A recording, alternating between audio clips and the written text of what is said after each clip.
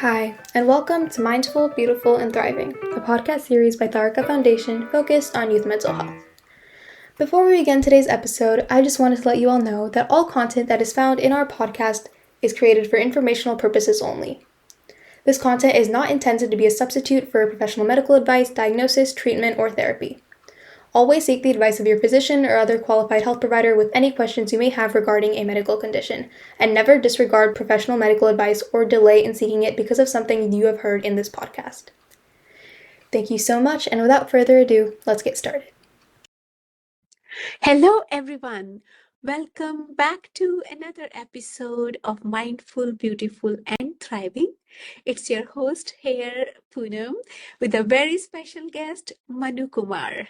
Today, we celebrate the incredible journey of motherhood and explore how mental well being plays a vital role in nurturing both ourselves and our families. Whether you're a new mom or a seasoned parent, this episode is designed to provide valuable insights, support, and inspiration. Join us as we dwell into the challenges and triumphs of motherhood and hear from Manu, who is going to share her stories and tips for maintaining mental wellness and being a professional and being a mother, a wife.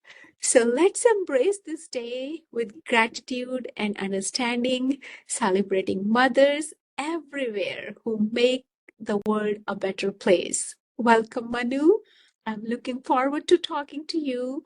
Before I ask you a few questions, please introduce yourself and tell us more about you and what are you doing currently. Hey Poonam, thanks for having me. I am delighted to be a part of this conversation and for me to have other moms hearing from me. It's a great platform. Thank you for putting me here. I am joining from Boston.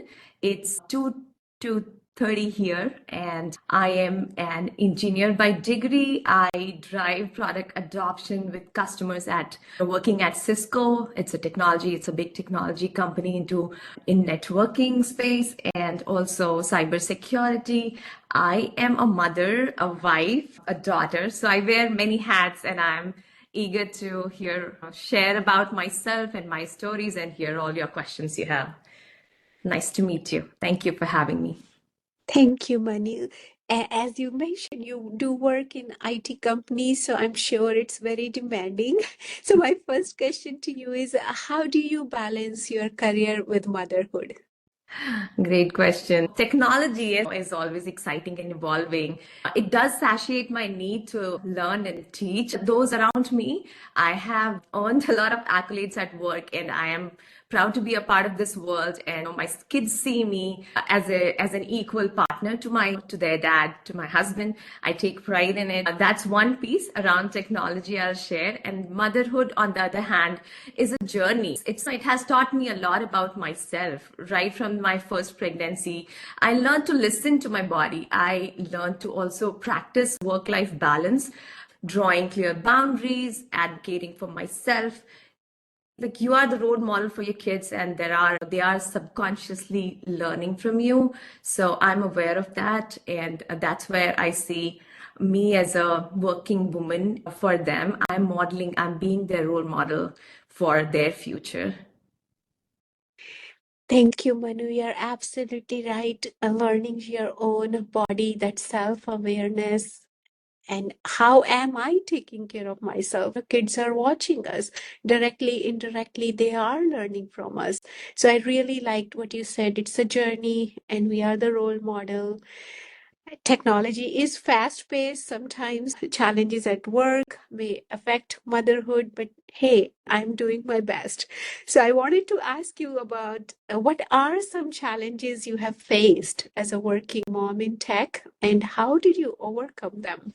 Yeah, so I'll tell you more about the challenges, but at first I'll say I have faced overwhelm and societal pressures to be a certain way. Growing up, both my kids, they have gone to daycare, and there is a certain set of judgment from people that I have gotten in the early years. But then I learned a lot from the teachers at daycare, and I felt that was a valuable thing. And my recommendation is definitely invest in a good quality daycare. Is for a working mother is absolutely fine.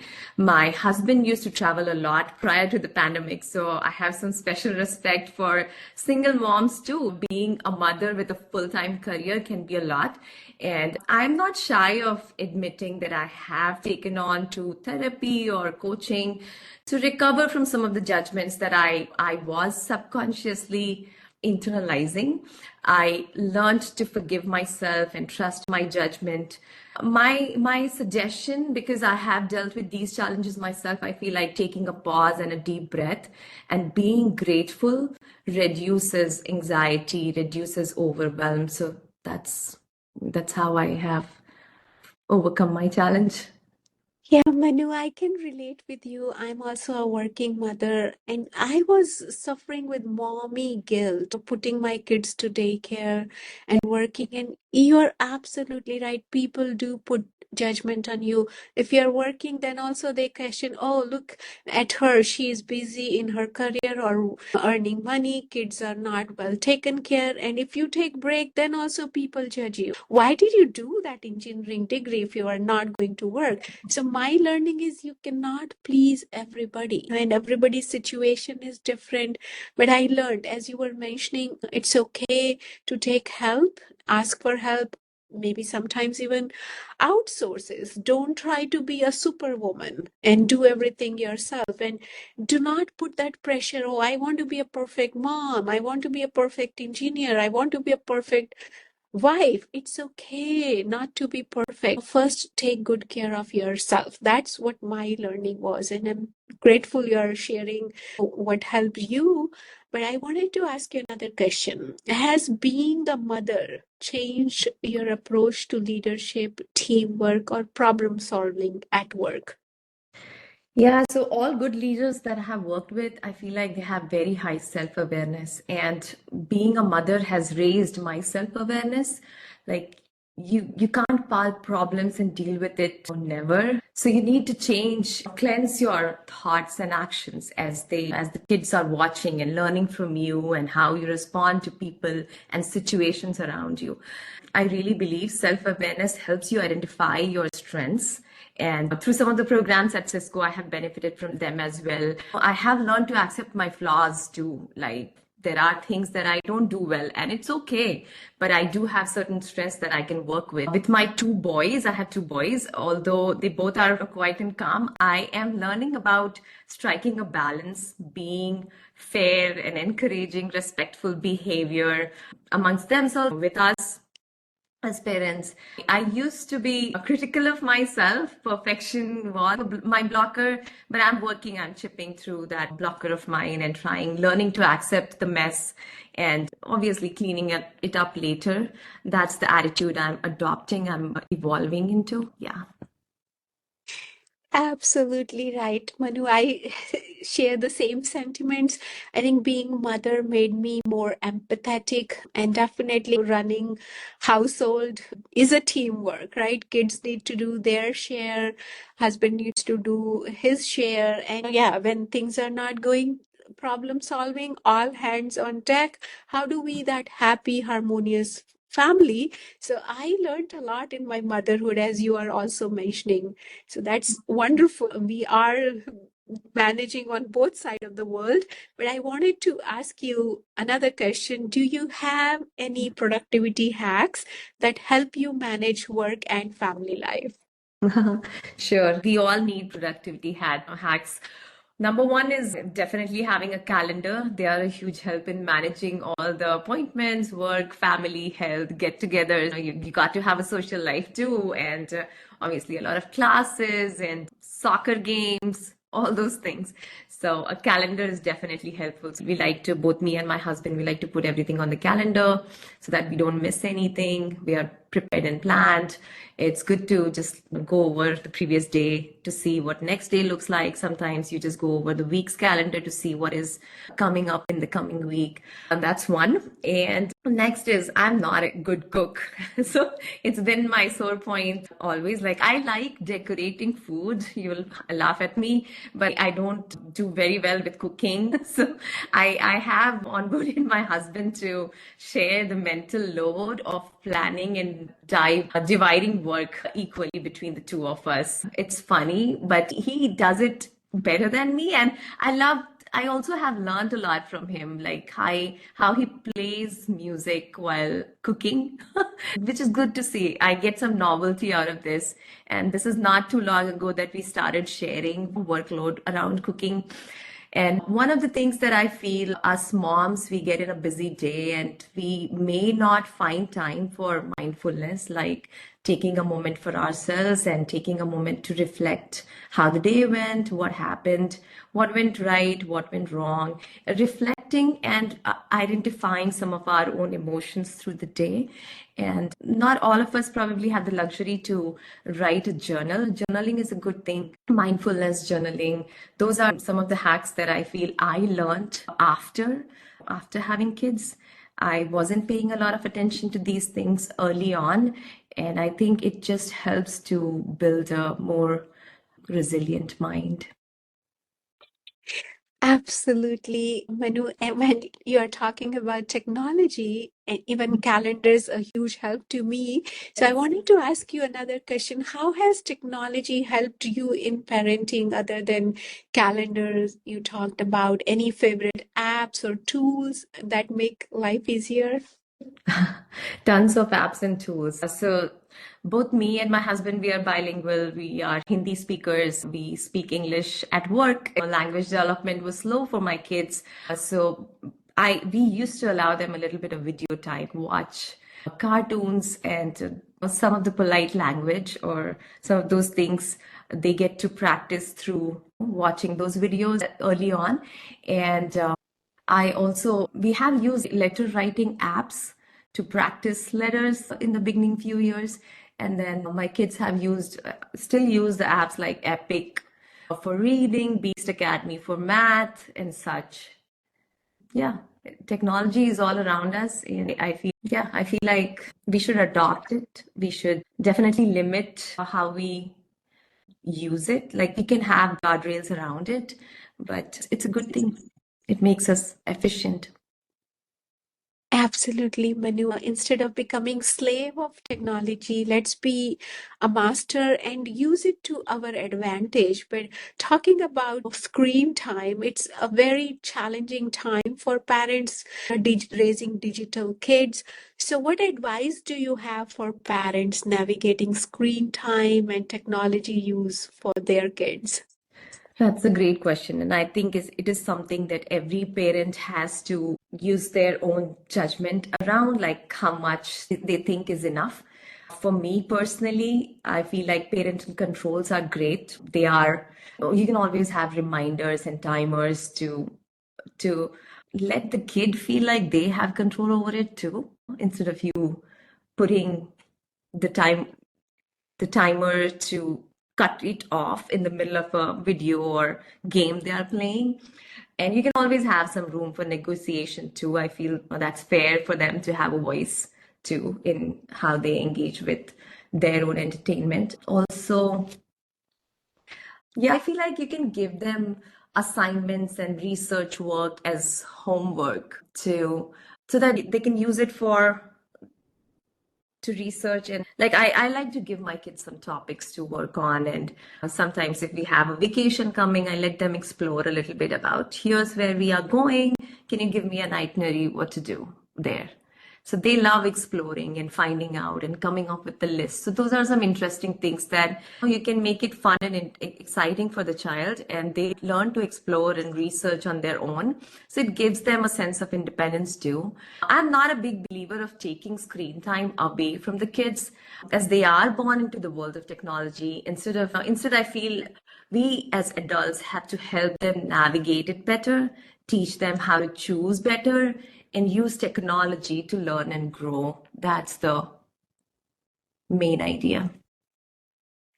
I fully agree with you. And if I don't bring AI, this podcast will not be complete. So, with AI and automation advancing, how do you see the future of parenting and technology evolving? AI. AI is a big topic. AI is all around us. Like for us, we are surrounded by equipments in our own house. Like we use a Rotimatic, which makes tortillas. I don't know if you have heard of that tool.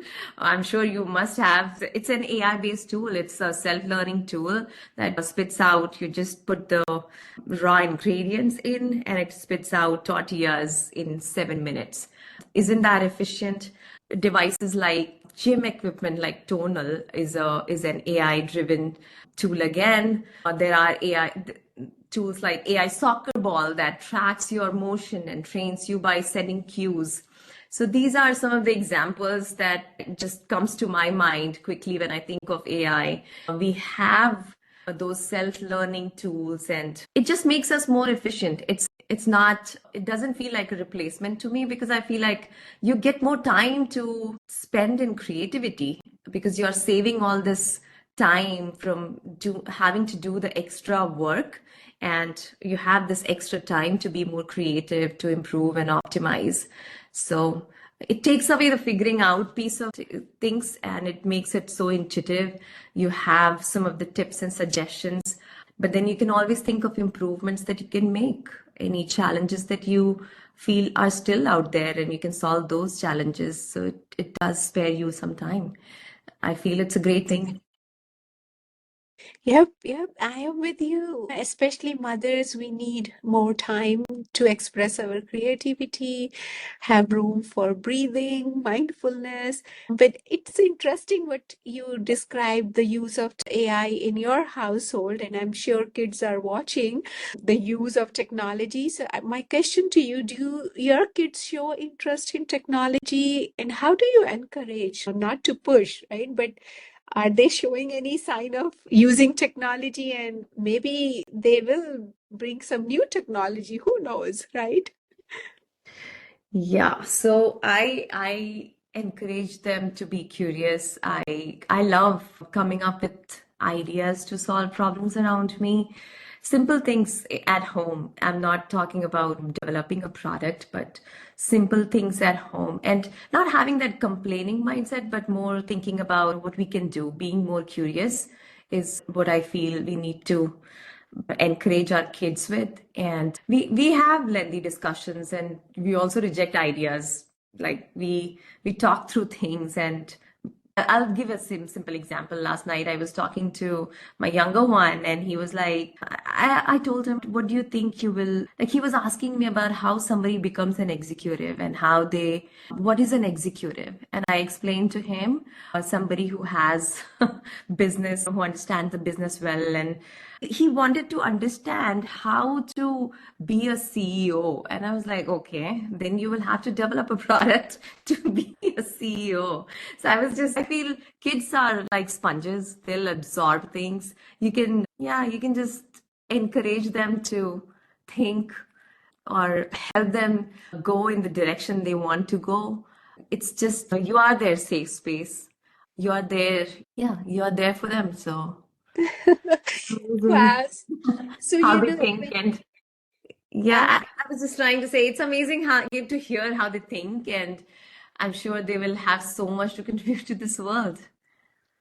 absolutely. And when you were talking about the CEO, so I am the CEO. CEO means a Chief Executive Officer. So I am the CEO of my life. That's what I was telling my kids when you are in Yeah. grade school. Be the CEO of that phase of your life, right? Be the master. What is important to you? Make decisions. Be organized, right? That was my advice. But you're absolutely right.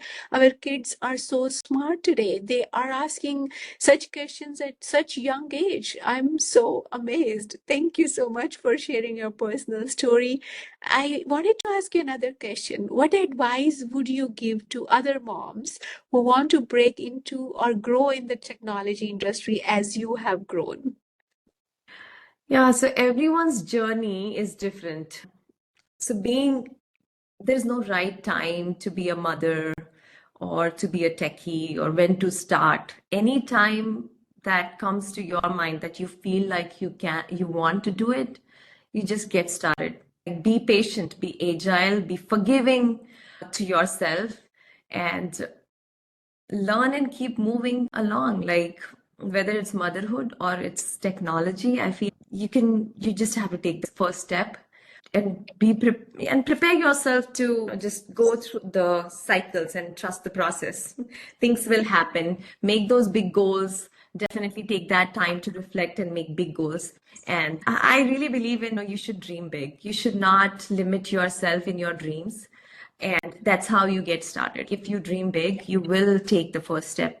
You will make the time for yourself. So continue to be curious, and yeah. Absolutely. And I do believe where there is a will, there is a way.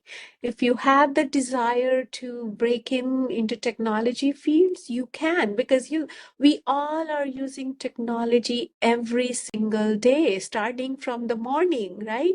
Till late night. We are with our devices. But if you are intrigued, you want to know what's going on behind the scene, right? So you can learn and you can break in. And I really like what you're sharing, like dream big and keep figuring out. You will reach where you belong. So I wanted to ask another question. Mm-hmm.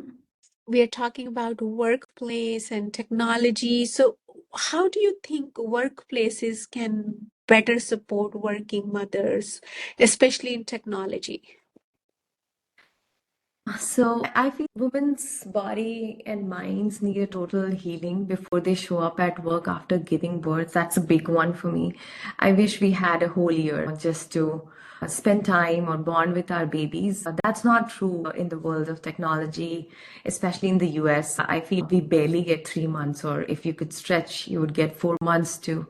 I really feel, I don't know if it is lot to ask for, but in my ideal world, women will have a whole year to enjoy their most precious transition to motherhood. That's a big one for me. And then a little bit of care from the employer, like a daycare center at your work, which is a good daycare, would be helpful for young mothers transitioning into this new mothers transitioning into this role and also balancing their careers.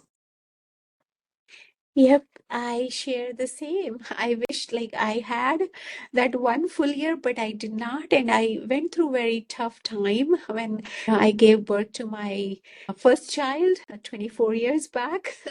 So I went through even postpartum depression because I did not have enough time off, no support. But anyway, I learned a lot from that journey. But I wanted to ask you, how do you celebrate Mother's Day? Any special traditions? Yes, yes, of course. So my kids bring me flowers and handmade gifts from school. Like they make these little crafts, and they are so precious. They are so cute. They are a reminder to me that they are learning to treat me with love and care. They also treat me with coffee and breakfast in bed on the Mother's Day morning. It's a very cute thing. So yeah, that's the tradition in our house. I'm sure there are all kinds of, but how do you celebrate? What's your tradition?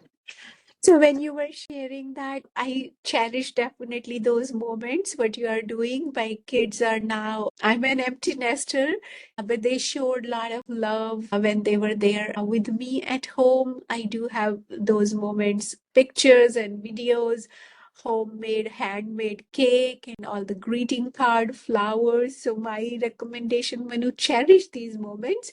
So I do not know this year how I'm going to celebrate when both the kids are away from home. But anyway, far or near, we all need to share and those moments and cherish those moments. I wanted to ask you another question.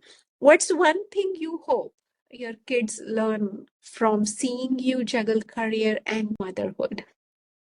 I hope they learn time management, value punctuality, value in showing up every day, value a routine. Having a routine is good for you. I also wanted them to learn from me that ambition is for everyone, young or old, men or women. Moms should also have goals for personal fulfillment. I want them to learn that. As a family, we all have one job in common, that is to support each other, learn and teach, and also to rely on each other. So, as a family, I want them to know this feeling of what a family looks like. And also to ask for help. You don't have to carry the weight of the world on your shoulders. It's important to ask for help, and you should know when. And I'm there for you. That's what I want them to learn. Yeah, from me. Yeah, that's so beautiful, Manu. And I can tell you from my parenting journey, your kids are watching you, and all the wishes you shared, they will learn and they are learning. And it's okay. I do say mommy needs time. It's mommy's time, me time. And they do respect that. And I think they also see mom is trying to do her best, even though she has other work deliverable. From my experience, my kids really learned, as you are mentioning, and I'm sure your kids are also learning.